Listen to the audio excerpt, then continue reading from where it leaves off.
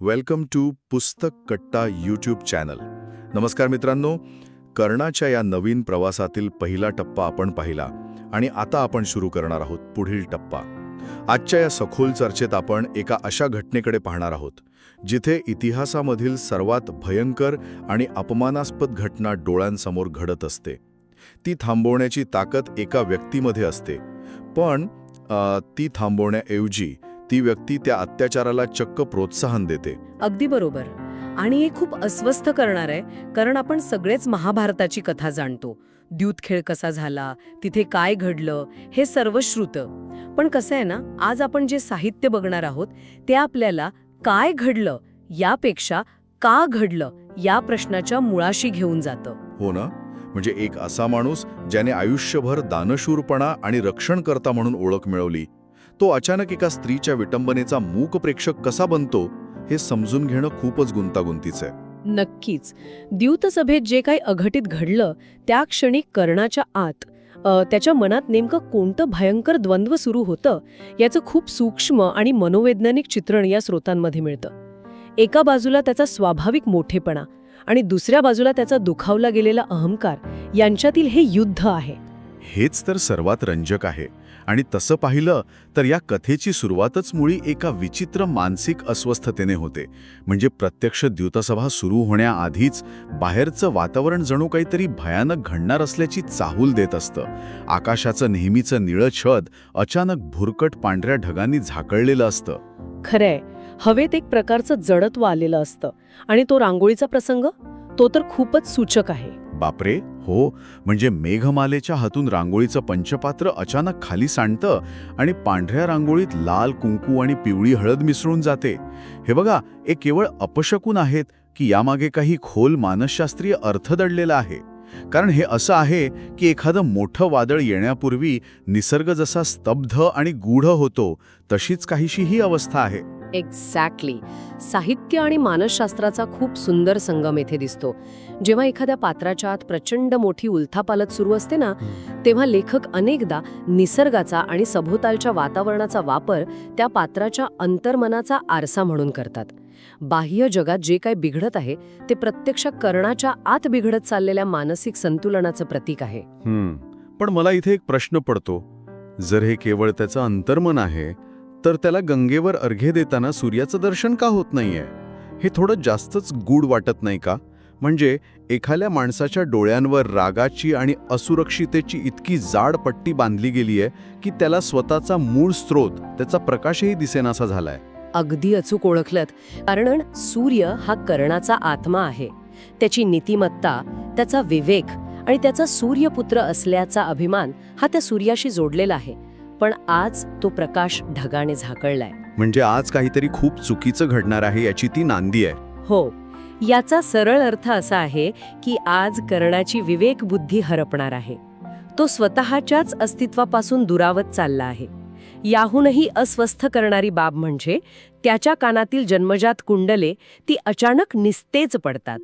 स्रोतात त्यासाठी देठ तुटलेल्या फुलासारखी अशी अत्यंत सूचक उपमा दिली आहे. देठ तुटलेलं फूल म्हणजे ज्याचा आपल्या मुळाशी असलेला संपर्क तुटला आहे. हे ऐकायलाच अंगावर काटा आणणारं आहे. कारण हे एका नजीकच्या भविष्यातील नैतिक आणि आध्यात्मिक ऱ्हासाचे संकेत आहेत. आणि याच वेळी शोण तिथे येतो. होय, तो कर्णाला द्यूतसभेची माहिती देतो आणि तिथे न जाण्याची अत्यंत आर्त विनवणी करतो. पण कर्ण थांबत नाही. तो तिकडेच खेचला जातो. जणू का एखादा पतंग दिव्याकडे झेपावतो. स्वतःच्या विनाशाची खात्री असतानाही तो मागे फिरत नाही. शोण सांगत असतो की युधिष्ठिर सर्वस्व हरत आहे. पण कर्णाच्या डोक्यात वेगळेच विचार सुरू असतात. त्याला फाशांच्या त्या थरथरण्यामध्ये पांडवांचा पराभव दिसतो, ज्याची तो आयुष्यभर आतुरतेने वाट पाहत होता. म्हणजे त्याचा अहंकार आणि दुखावलेला स्वाभिमान त्याला त्या द्यूतसभेकडे खेचून नेतो. त्याला स्वतःच्या विनाशाची पर्वा नसते. त्याला फक्त पांडवांची पडझड पाहायची असते. बरोबर. बाहेरचं वातावरण कितीही अस्वस्थ करणारं असलं तरी जेव्हा तो द्यूतसभेत प्रवेश करतो तेव्हा त्याच्या आत जे मानसिक वादळ सुरू होतं त्यापुढे ते काहीच नसतं. दुःशासनाला दारात ढकलून तो आत जातो आणि तिथलं दृश्य खरोखरच भयंकर आहे. युधिष्ठिर सर्वस्व हरलं आहे, द्रौपदीला पणाला लावलं गेलंय आणि दुःशासन रजस्वला द्रौपदीला फरफटत सभेच्या मध्यभागी आणतो. आता इथे मला एक गोष्ट अजिबात पटत नाहीये. कोणती? आपण कर्णाला एक आदर्श मानतो, तो महान योद्धा होता. पण असा एक शूरवीर अशा एका घृणास्पद अमानुष प्रसंगात इतका शांत कसा राहू शकतो? तो एक संरक्षक होता ना, मग अचानक तो एका शोषकासारखा कसा वागू शकतो? आणि हाच या संपूर्ण कथेचा केंद्रबिंदू आहे. माणसाच्या आत नेमके किती स्तर असतात आणि भूतकाळातील आघात माणसाला वर्तमान काळात कसे पंगू बनवतात हे इथे पाहायला मिळतं. लेखकांनी कर्णाच्या आत सुरू असलेल्या युद्धाचं जे वर्णन केलंय ते अत्यंत विलक्षण आहे. तिथे प्रत्यक्ष एक कर्ण उभा नाहीये, तर त्याच्या आत दोन वेगळे कर्ण अस्तित्वात आहेत आणि ते एकमेकांशी लढत आहेत. दोन कर्ण म्हणजे एक प्रकारचा मानसिक दुभंगलेपणा म्हणायचा का याला? होय, अगदी तसंच. एकीकडे आहे सूर्यशिष्य कर्ण, जो अन्यायाविरुद्ध उभा राहून एका स्त्रीचं रक्षण करू इच्छितो, ज्याला हा अन्याय दिसतोय आणि जो आतून ओरडतोय की दुःशासनाचे हात उखडून फेकून द्यावेत. त्याचा मूळ स्वभाव न्यायाचा आहे. आणि दुसरीकडे आहे सारथी कर्ण, ज्याचा स्वयंवरात द्रौपदीने सूतपुत्र म्हणून भर सभेत घोर अपमान केला होता. तो अपमान, ती अवहेळना त्याच्या मनाच्या एका अंधाऱ्या कोपऱ्यात जिवंत आहे. एक मिनिट, मला यावर थोडं बोलायचंय. सूर्यशिष्य विरुद्ध सारथी हे रूपक समजायला ठीक आहे, पण एक प्रकारचा पळवाट शोधण्याचा प्रकार वाटत नाही का? म्हणजे माझ्या भूतकाळात माझ्यावर अन्याय झाला म्हणून आज मी एका स्त्रीवर होणारा अत्याचार उघड्या डोळ्यांनी पाहणार, हे समर्थन कसं असू शकतं? भूतकाळातील आघात हे कुठल्या ना कुठल्या क्षणी केवळ एक कारण उरत नाही, तर ती तुमची स्वतःची निवड बनते, नाही का? हा अत्यंत रास्त आणि टोकदार मुद्दा आहे आणि मानसशास्त्रही हेच सांगतं. पण जेव्हा आघात खूप खोल असतो आणि तो हाताळला गेलेला नसतो, तेव्हा तो अत्यंत तणावाच्या क्षणी माणसाची सदस्वविवेक बुद्धी गोठवून टाकतो. कर्णाच्या बाबतीत हेच घडत आहे. तो सारथी या सूर्यशिष्यावर मात करतो. तो स्वतःच्याच सूर्यशिष्य रूपावर आसुळाचे फटके मारतो. म्हणजे तो स्वतःलाच कन्व्हिन्स करण्याचा प्रयत्न करतोय. स्वतःचीच समजूत काढतो आणि विचार करतो की जी स्त्री एकाच वेळी 5 जणांची पत्नी होऊ शकते, तिला कर्ण उच्च की नीचे ठरवण्याचा अधिकार कोणी दिला?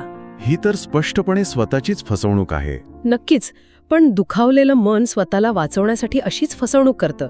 स्वयंवरात तिने माझा जो अपमान केला होता त्याचीच ही फळं तिला मिळत आहेत असं त्याचं मन त्याला सांगू लागतं.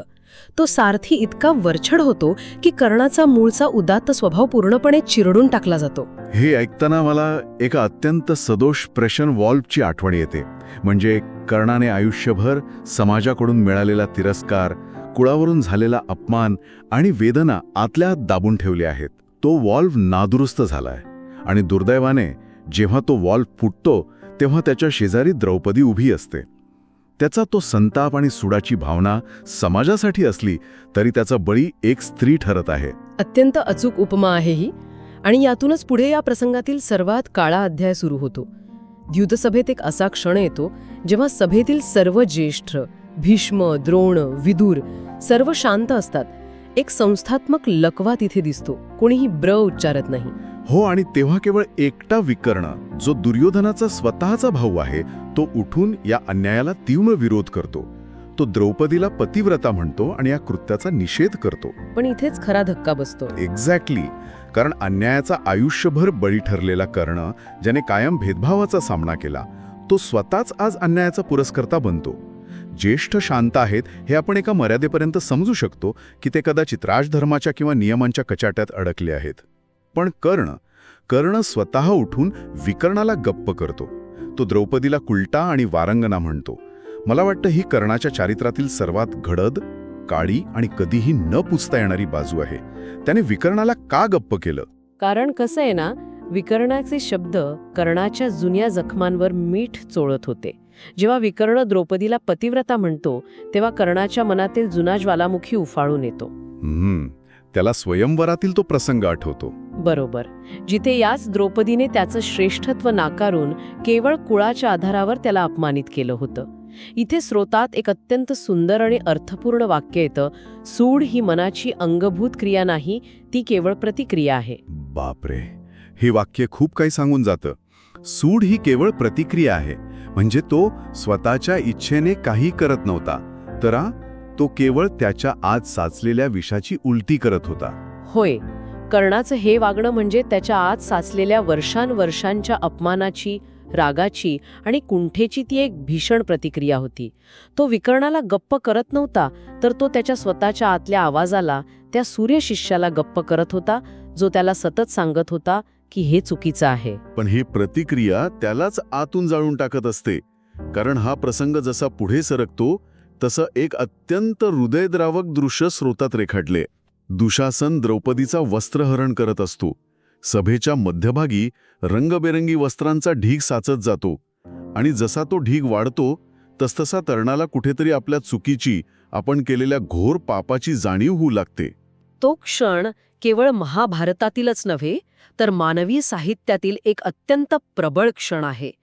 जसजशी वस्त्रांची रास वाढते तसतसा कर्णाच्या मनावरचा सुडाचा पडदा बाजूला होऊ लागतो. रागाच्या भरात घेतलेला निर्णय जेव्हा वास्तवात उतरतो तेव्हा त्याची भयानकता कर्णाला जाणवते. स्रोतात अत्यंत स्पष्टपणे नमूद केले की या भयानक घटनेनंतर कर्णाच्या डोळ्यात आयुष्यातील पहिले अश्रू येतात. काय सांगता? पहिले अश्रू? जो कर्ण रणांगणावर हजारो बाण अंगावर झेलताना कधीच डगमगला नाही, ज्याने आयुष्यभर अपमान हसत हसत पचवले, तो केवळ एका वस्त्रांच्या ढिगाऱ्याकडे पाहून आतून तुटतो? हे खूपच धक्कादायक आहे. कारण त्या वस्त्रांच्या ढिगाऱ्यात त्याला द्रौपदीची नव्हे तर स्वतःच्याच चारित्र्याची विटंबना दिसत असते. त्याला तीव्रतेने जाणवतं की त्याने आजवर कमावलेले सर्व पुण्य, त्याचे आदर्श, त्याचं सूर्यशिष्य असणे, हे सर्व त्याने आज स्वतःच्या हाताने केवळ एका सुडाच्या अंधारात उद्ध्वस्त केलंय. तो स्वतःच्याच नजरेतून कायमचा पडला आहे, याची ती वेदना होती. खरोखरच हे अंगावर काटा आणणार आहे. आणि ह्या सगळ्या मानसिक विध्वंसानंतर जेव्हा सभा संपते तेव्हा कर्ण पूर्णपणे कोरमडलेल्या अवस्थेत आपल्या कक्षात परततो. तिथे त्याची पत्नी वृषाली त्याची वाट पाहत असते आणि त्यांच्यात जो संवाद होतो तो या संपूर्ण कथेला एका अशा वळणावर नेऊन ठेवतो जिथून मागे फिरणे अशक्य होतं. कर्णाला आत्तापर्यंत असं वाटत आलेलं असतं की द्रौपदी त्याचा तिरस्कार करते. तिचा तो तिरस्कारच त्याच्या सुडाचे, त्या विकृत प्रतिक्रियेचं इंधन होतं. पण वृषाली तिथे एक असं सत्य उघड करते जे संपूर्ण महाभारताचा पायाच हादरवून टाकतं. ते सत्य म्हणजे या महाकाव्यातील सर्वात मोठी शोकांतिका आहे. हो ना? वृषाली सांगते की राजसूय यज्ञात द्रौपदीने कर्णाचे प्रतिबिंब पाण्यात पाहिले होते आणि ते प्रतिबिंब पाहून ती हरखून गेली होती. तिने तिची सखी हिरण्मयी हिच्याजवळ अत्यंत खाजगीत हे कबूल केले होते की जर कर्ण तिचा पती असता तर तिचे आयुष्य 5 जणांमध्ये असे विभागले गेले नसते. अरेच्छा, माझ्या अंगावर अक्षरशः शहारे आलेत हे ऐकून. म्हणजे ज्या एका गृहीतकावर कर्णाने आपल्या आयुष्यातील सर्वात मोठा आणि नीच गुन्हा केला, ज्या अपमानाचा राग मनात धरून त्याने द्रौपदीला भर सभेत कुलटा म्हटलं, तिच्या विटंबनेला मूक संमती दिली आणि स्वतःला आतून मारून टाकलं, तो राग, तो अपमान केवळ एका मोठ्या गैरसमजावर उभा होता. अगदी तसंच. द्रौपदीच्या मनात त्याच्याबद्दल तिरस्कार नव्हता, तर एक सुप्त आदर आणि एक न पूर्ण झालेली इच्छा होती. होय, कर्णाला वाटत होतं की समाजाने त्याला नाकारलं आणि द्रौपदी त्या समाजाचं प्रतिनिधित्व करत होती. पण सत्य हे होतं की द्रौपदी स्वतः त्या समाजव्यवस्थेची बळी होती.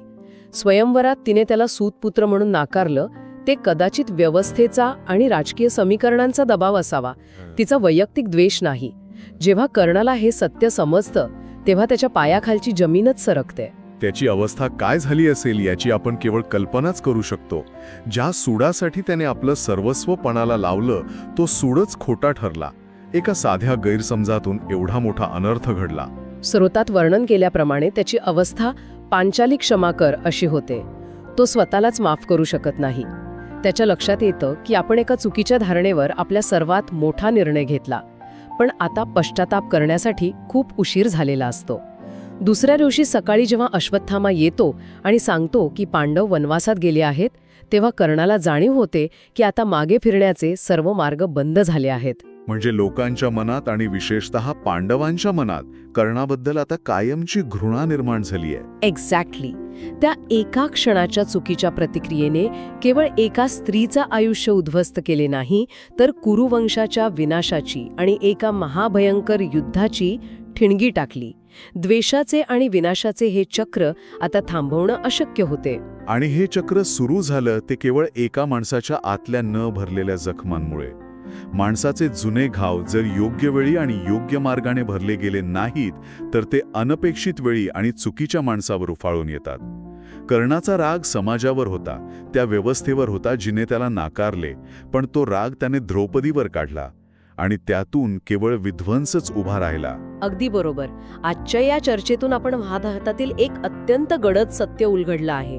भूतकाळातील आघात माणसाला कसे अंध करतात आणि स्वतःचा सर्वात मोठा शत्रू कसे बनवतात याचे हे ज्वलंत उदाहरण आहे. आपण नेहमी कर्णाला एका दानशूर आणि थोर योद्ध्याच्या रूपात पाहतो, पण त्याचं हे रूप आपल्याला विचार करायला भाग पाडतं की माणसाची खरी ओळख त्याच्या कर्तृत्वात नाही, तर अत्यंत कठीण प्रसंगात तो कोणती निवड करतो यात असते. आणि तीच निवड करण्यात कर्ण चुकला. त्याने आपल्या आतील आघातांना आपल्या विवेकावर मात करू दिली. खरंय, आणि त्याचे परिणाम सर्वांनाच भोगावे लागले. म्हणूनच जाता जाता एका अत्यंत अस्वस्थ करणाऱ्या विचारावर आपण थांबूया. कर्णाने भूतकाळातील आघातांमुळे हे कृत्य केलं हे ऐकायला आणि समजून घ्यायला सोपं वाटतं. पण सर्वात भयंकर गोष्ट ही नाहीये की कर्णाने त्याच्या आतील सारथीला जिंकू दिलं. मग कोणती आहे? सर्वात भयंकर जाणीव ही आहे की योग्य परिस्थिती आणि योग्य ट्रिगर मिळाला तर कुणाच्याही आत दडलेला तो सारथी त्याच्या आतील सूर्यशिष्याला एका क्षणात उद्ध्वस्त करू शकतो. आणि तेव्हा कदाचित मागे फिरण्याचा कोणताही मार्ग उरणार नाही. जर कर्णाने स्वयंवरातील तो अपमान पचवून त्या द्यूतसभेत सारथीऐवजी आपल्यातील सूर्यशिष्याला जागे केले असते आणि द्रौपदीसाठी केवळ एक शब्द उच्चारला असता तर कदाचित महाभारताचं युद्ध तिथेच टळले नसते का? जुने घाव विसरून योग्य क्षणी योग्य भूमिका घेणे हेच खऱ्या योद्ध्याचं लक्षण नाही का? याच विचारासह आजची ही सखोल चर्चा आपण इथेच थांबूया.